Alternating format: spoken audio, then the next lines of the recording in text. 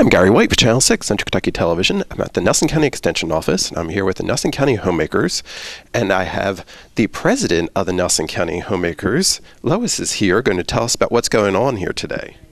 We're having our this is International Month for Homemakers, statewide, and we are having an international meal. I have suggested that each club in this county either have an international meal, have an international speaker, bring things from home that they have collected on trips or that people have given them from trips, and discuss what's going on around the world. Because Homemakers is not just Nelson County, not just Kentucky, it is nationwide. Absolutely. And I know you were doing a program where you brought in some different items from trips that you've been on, right? Yes, I brought in 2 different places where I'd been. One was Haiti. Our church had a mission there, and I went on a trip with them to see how the mission was spending the money that we were sending them, and found out that they can make a dollar go a lot further than we can. And they're asking for money because they want to be able to pay their people. They said we could go over there and do a bunch of stuff and have it all fixed immediately, or this was back before the hurricane, of course.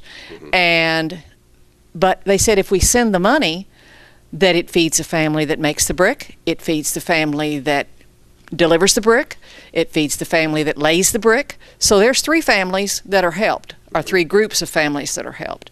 So that was what we were told.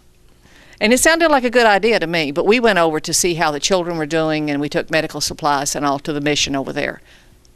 And what was your impression of the country itself? It was, like most countries, it's the haves and then the have-nots. I have pictures of it's Parliament Building or the State Building or whatever they call it in Port-au-Prince. And within sight of it was City Soleil, which is a city that's built on the garbage dump with garbage that we would throw away, or that had been thrown away. So what are some of the artifacts that you brought back with you from Haiti that you were showing off to the group? There's one that I was really struck with how they did it. It's a wall hanging, and it is made out of parts of an old junk car that wouldn't run anymore, and they couldn't do anything with it. And the young artists were taking them, and this is when the cars were made out of metal, and they would cut it out and and I've got a beautiful wall hanging that's got birds and trees and blooms and everything on it, that they have transformed this piece of junk into something. And that's one of the things that I learned that they do. Mm-hmm. They do a lot of reusing. Mm-hmm. Yeah. Upcycling, I think they call it. Yes, there's the term I was looking for, upcycling. Yes, and artistically. Yes, very artistic. Yeah. And all of them work. I saw men using sewing machines. That's how some of them made their money, made uniforms for the children that went to the schools, because each school has their own uniform, much like here. One thing we saw over there was buses from over here. Some of our buses that are not capable of, we don't want using for our children. We've sent them over there, and their children they use them for general transportation. In the community that we were in, it was so small and up in the mountains that they didn't have buses. The children walked to school and back, and the fathers were the ones that took them. Okay. The fathers held the little ones' hands and walked them to school and walked them back home. And it was just really neat to see the fathers so involved. But then the mothers are the ones that do the embroidery and do the market. Mm-hmm. They have a little cubby that they have, and then they buy stuff to sell at the market. Okay. So it's an opportunity to learn something different about all the different cultures. And I think the other one that you talked about was a trip that you went to Ireland. Was that this past year, or when was that? No, both of these trips were in the past. Okay. I've been other places, but these were 2 of my favorite. Okay. And the one from Ireland, I went with St. Joe Church Choir, and we sang in some of the big cathedrals over there, and they were just breathtaking to go in one of those and then to hear your voice reverberate off of the walls. It was just a fantastic trip, and we saw a lot of Southern Ireland. Okay. And I was telling the group that one of my really favorite memories of that was when we went to Waterford and went to the Waterford Crystal Place and saw how they were doing that. They will not send out anything unless it is 100% perfect. And they handed me a glass, and I looked at it. I didn't see a flaw any place on it. But I had to throw it in this box that had plexiglass on the side and metal strips, and I had to throw it against the side so that it would break. They did not want anything that was not 100% perfect going out. Wow. That was just something sort of interesting. Absolutely, absolutely. And I know you brought some other artifacts from Ireland as well. What are some of the things that you had for here tonight? Most of it is pictures. I'm a big picture taker. I've got maps.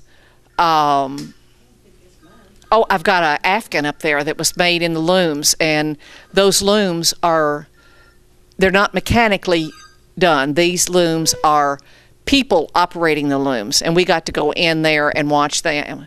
And I think there's a picture in the book of me kissing the Blarney Stone. Anybody that knows me knows that I'm full of it anyway. So you've had a relationship there already, right? Already. Okay, so another part, besides getting an opportunity to kind of share some of your different trips for the different ladies here, you also brought in food, and you brought in 2 items from Greece, right? That's correct. I thoroughly love, in the last 3 or 4 years, I've gotten into Greek food. And so it was something that I thought would be interesting, and it's something like I've eaten at a restaurant. Okay. And we were talking about that. There's a restaurant in E-Town that's a Greek restaurant. Both. Right, yeah, right, exactly. So what do we have here? The name? If you want to. The store's name is Woohoo, WOOHOO, and it is on 31, a couple blocks toward the interstate away from Dixie Highway. Okay. So just keep on, and it's sort of purple on the outside. But you won't have any trouble finding it. And according to Lois, you'll be saying woohoo when you're done with that food. You've got it. And everybody that I have taken over there. Now, for those of you that have a husband that doesn't like Greek, they do serve hamburgers. Okay. They do have a few other things that are Americanized. But my husband went with me, and he's eaten Greek a couple of times over there. Okay, very good. Okay, so we're going to talk about this Greek food, and you brought in some skewers, right, and a salad. So tell us about what you have here. The salad is just a general Greek salad. It's got the peppers, tomatoes, cucumbers, lettuce, black olives, and then I have a Greek seasoning that I sprinkled over top of it and then used a Greek dressing on top of that. Okay, very good. That sounds good. Healthy. It is. It's healthy. The dressing would be the only thing that might not be. Okay. So that sounds really good. And then we have our skewers over here too, right? Yes, and those are something that this is the first time I've tried them, and I haven't eaten one. I'm hoping that the ladies like them. It's chicken, squash, zucchini, yellow peppers, and bright red onions. Well, it sounds good. And I've seasoned those in a little bit of olive oil and Greek seasoning. Okay, very good. So what made you decide on these 2 dishes and what for today? Well, in years past, I have brought Mexican, I brought Russian, I brought different countries, and I never had done the Greek, so I thought I'd bring Greek this time. I try to do something different each year. So do you see yourself heading to Greece sometime? I would love to go to Greece. I would love to go to any country.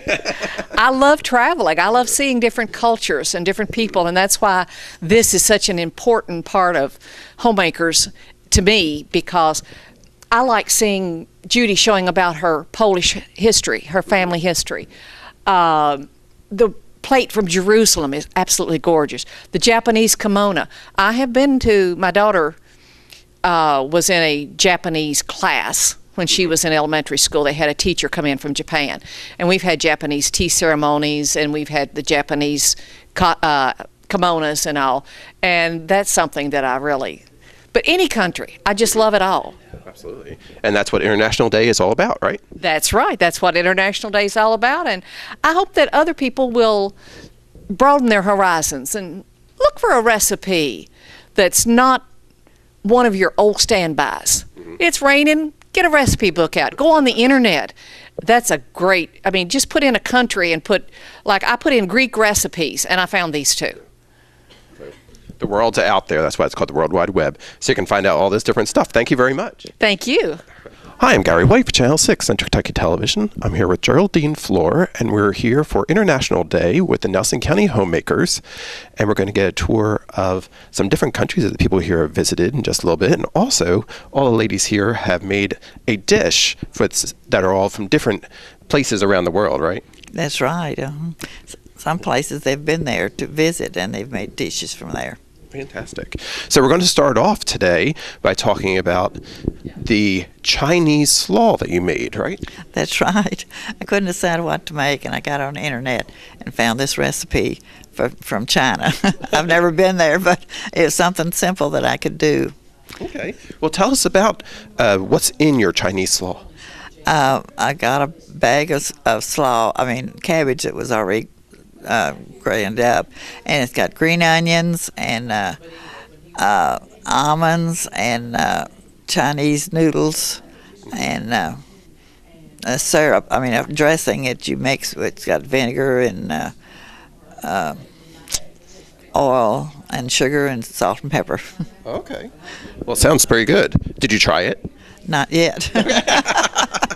So you made it and just brought it, right? That's right. I fixed it this morning. Okay, very good. So what made you pick this one? I couldn't think of anything else to do. I wanted something simple because I'm sort of handicapped and can't get around too well. And I thought, well, that'd be something simple I could do. And I just found it on the internet. And so is China somewhere you've always wanted to go? No, I don't particularly want to go to China. But you like their food, huh? Yeah. So where's the most exotic place that you have visited? I've been to Canada, and I enjoyed up there. Mm-hmm. And I went to Mexico one time, and I didn't care for that too much. So you've kind of done the whole North American continent, huh? Yeah, top to bottom. Yeah. You like the colder rather than the warmth? No, I didn't like the cold. But I enjoyed Canada, but I went in the summertime. Okay, very good. I went on bus tours.